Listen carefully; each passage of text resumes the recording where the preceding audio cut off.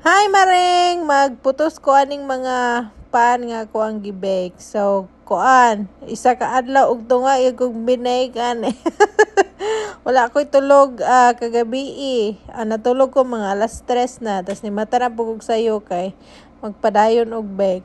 Dugay man ani mahuman no. Abi na kog dali ra ko mahuman ani. Gi-underestimate yun na ko ang time nga makonsume aning baking di ay. Ang bingka is time consuming kaayo kay dili na ko pwede overload ang oven kay dili mo liki. So kinahanglan kanang ginagmayon ra gyud.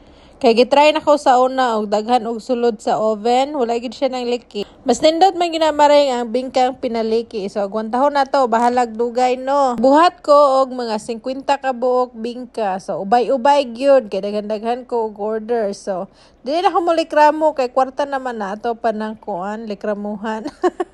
So, maningkamot ta, kaya aron makapalit ang eroplano. Nagbuhat po ko og pandikoko, mga 2 ka dosina kapin, tapos pineapple bread, kanang 3 ka dosina kapin, tapos, unsa pa dito akong gihimo? Naghimo po ko og puto. So, ubay-ubay gid akong gihimo. Try na ko og himo tanan para ma-ship na ko karon Thursday. Kay bugnaw ang panahon.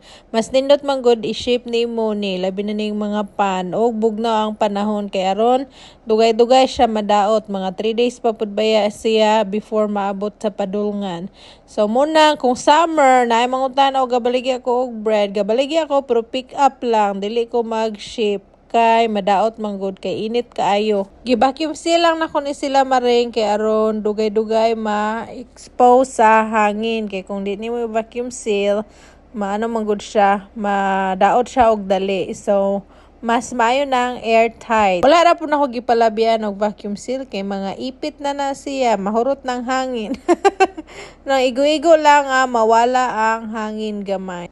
Well, gaputos po dahil ko naapa ko'y bingka sa oven ani. Unya, nakulangan ko og pineapple bread. So, nagpatubo na po ko og dough para makahimo ko dugang og pineapple bread.